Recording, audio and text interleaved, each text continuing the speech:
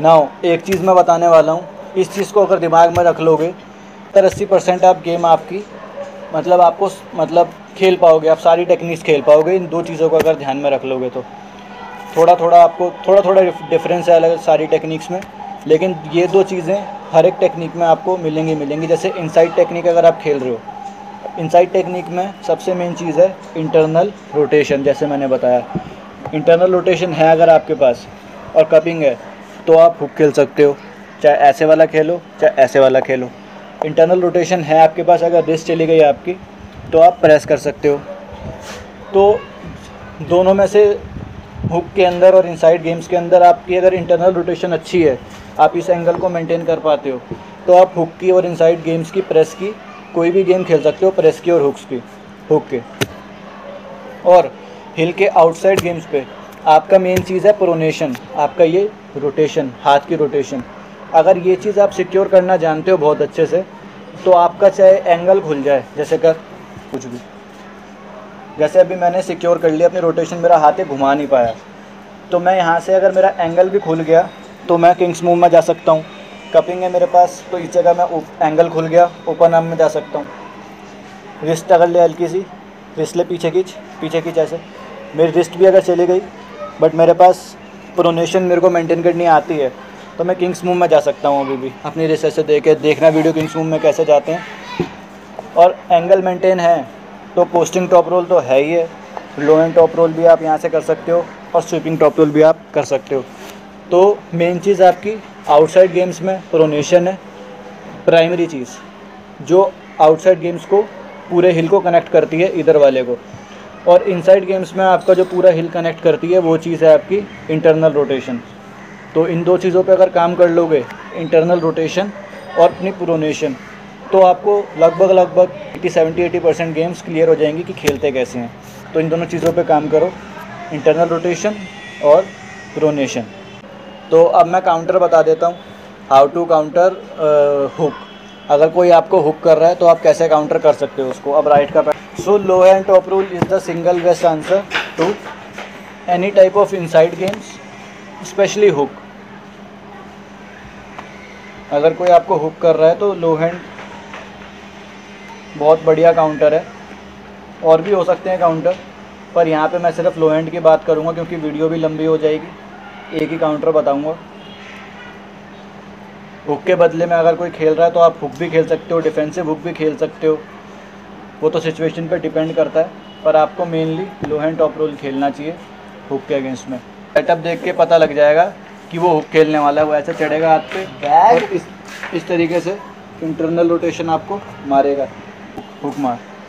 वो ऐसे प्रॉपर तरीके से आगे आके शोल्डर कमिट करके हुक मारेगा इस तरीके से। तो वो क्या करेगा, यहाँ पे स्पेस बनाने की कोशिश करते हैं कई लोग, ये ना आगे आएगा शोल्डर लेके अपना। तो अब मैं क्या करूँगा, ये जो स्पेस बचेगी इस स्पेस को फिल करूँगा यहाँ से, ये जो स्पेस बचेगी इसको ऐसे फिल करूँगा, मारूँ इस तरीके से। क्योंकि ये आगे आएगा तो मैं और पीछे चल जाऊँगा अपना एंगल मेंटेन करते हुए, अपने रिस्ट का ये पार्ट राइज करते हुए ऐसे। अब ये इसकी कपिंग पे सीधा इसकी फिंगर्स पे अटैक हो गया, अब ये सुपिनेट नहीं कर पाएगा ना, इसके कपिंग होगी। तो मेरा काम है इसकी ये स्पेस फिल करना। ये आगे आएगा, जितना आगे आएगा मैं उतना ही ड्रैग कर दूंगा पीछे। चल मारूँ इस तरीके से। अब यहाँ से ये मेरा लो हैंड लग गया और यहाँ से मैं इसको हरा दूंगा इस तरीके से। इजी। आपको ये करने से इसका एंगल भी खुल जाएगा, इसकी इंटरनल रोटेशन भी खुल जाएगी। जो इंटरनल रोटेट होकर शोल्डर के अंदर रखते हैं आप, तो इसका आर्म एंगल शोल्डर से बाहर आ जाएगा इसका आर्म। चल मारो, बोल को। ये देखो अब इसका यहाँ पे इंटरनल रोटेट हुआ ही नहीं है, ऑलरेडी बाहर आ गया इसका आर्म यहाँ से। तो मेरे लिए बहुत आसान है इसको हराना, ड्रैग करके रखना। ये स्पेस ख़त्म करनी है मुझे और इसको इसके शोल्डर से सेपरेट करना है, अपनी एल्बो को पीछे ड्रैग करके। कई बार कुछ प्लेयर्स होते हैं जो इस एंगल पे बहुत ज़्यादा स्टिकी होते हैं, जैसे रोकी थोड़ा मैच को, बोल अटैक मार गो। अब ये यहाँ पे फंस गया है ना, मेरे को ये इसकी फिंगर्स अभी पूरे तरीके से खुली नहीं है, तो ये मेरे को बहुत अच्छे से पकड़ कर रखेगा। बहुत स्टिकी होते हैं यहाँ पे कई प्लेयर्स। तो आपको सही टाइम का वेट करना है, थकाना है उसको, धीरे धीरे अपनी पोजीशन बनानी है, अपना शोल्डर और कनेक्ट करना है। और आगे आगे आना है, अपना शोल्डर कनेक्ट करना है और उसकी बोन लाइन कट करने की कोशिश करनी है। अब ये अपने शोल्डर से और ज़्यादा बाहर आ गया है। अब यहाँ पे ये रोक नहीं पाएगा मेरे को बिल्कुल भी। और सही टाइम देख के अब देखो कैसा एंगल सेट हो गया है। मैं अपने शोल्डर से पीछे आया, आगे आगे करके क्या कह रहा है, आगे आगे करके मैंने अपने शोल्डर से इसकी बोन लाइन और काट दी, इसको इसके हाथ से और बाहर कर दिया। अब यहाँ से मैं अटैक कर सकता हूँ बहुत ईजीली। तो सही टाइम का वेट करना है, अपनी पोजीशन बनानी है, अपने एंगल बनाने हैं, लेकिन प्रोनेशन सिक्योर करना मेन गोल है। ये नहीं हुई ऐसे रोटेट हो गया हाथ तो ये जीत जाएगा। फिर आपको डिफेंसिव हुक में जाना पड़ेगा और यहाँ से आपको मैंने बताया ही डिफेंसिव हुक में खेलना कैसा होता है। तो आप कर सकते हो ऐसे भी काउंटर। जैसे ओंगर बायव का एक मैच है, उसमें दिखाऊंगा मैं आपको कैसे खेला था। वो लो हैंड खेलता है, लो हैंड खेलते खेलते चल यहाँ आ गया था उसका हाथ, इस तरीके से उसने यहाँ पे आके ऐसे डिफेंसिव हुक लगाया, वापस पोजीशन बनाई।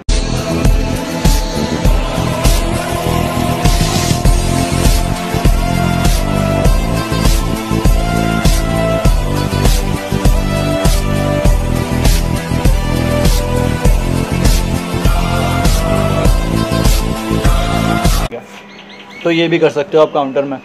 काउंटर में आप अगर स्ट्रांग हो तो आप कुछ भी खेल सकते हो, चाहे पोस्टिंग भी खेल लो तो भी आपको सामने वाला रोक नहीं पाएगा। और मेक श्योर आप अपने पैड के बिल्कुल एकदम पीछे आ जाओ।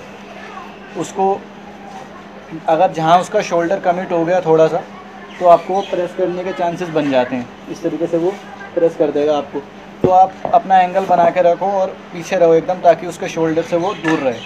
कितनी और दूर रखे, मतलब मैच में ऐसा होता है ना, चल मार अटैक मार जरा, इस तरीके से मैं खुल गया, मेरा हाथ यहीं पे है लेकिन मैं पीछे आ गया, मेरा हाथ यहीं पे है, मैं ऐसे अब ये प्रेस कर सकता है मेरे को।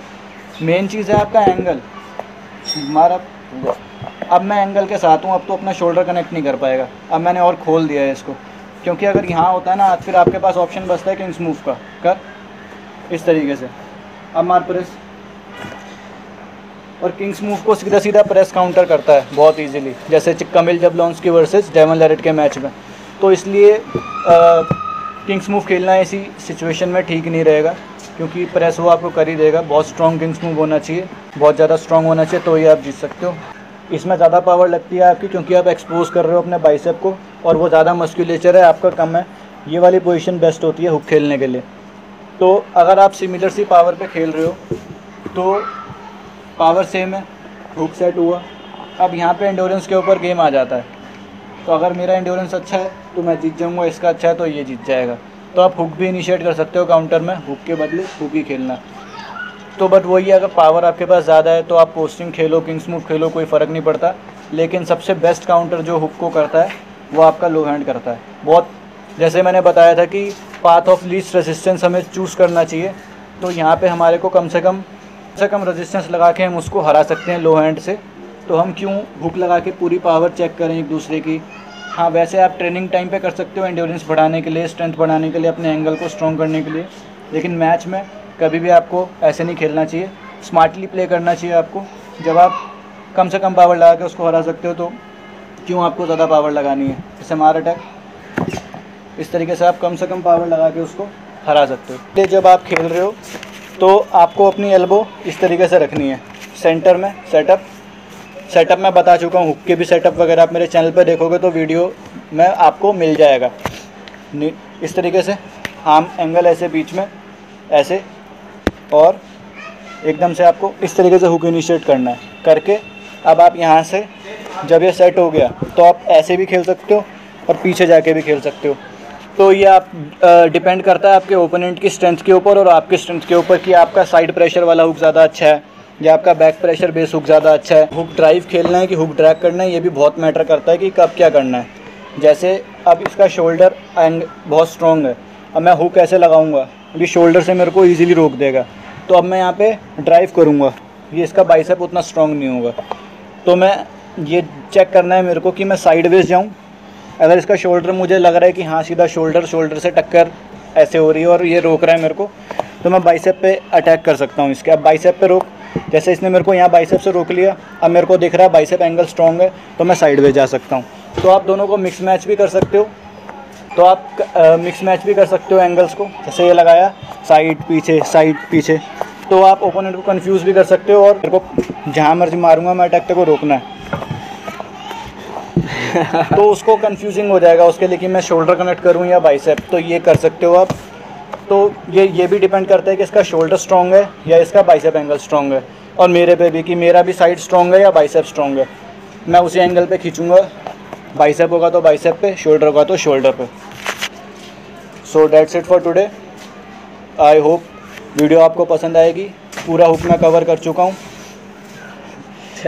लगभग पूरा हुक कवर कर चुका हूँ। और कुछ अगर रह गया है हुक के बारे में, कुछ भी डाउट्स हैं, कुछ भी पूछना है तो आप कमेंट सेक्शन में पूछो, मैं उसका आंसर करूँगा या नेक्स्ट वीडियो बना दूँगा शॉर्ट्स या रील उस चीज़ से रिलेटेड।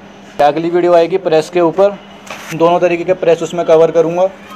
और मिलते हैं अगली वीडियो में। Bye, take care.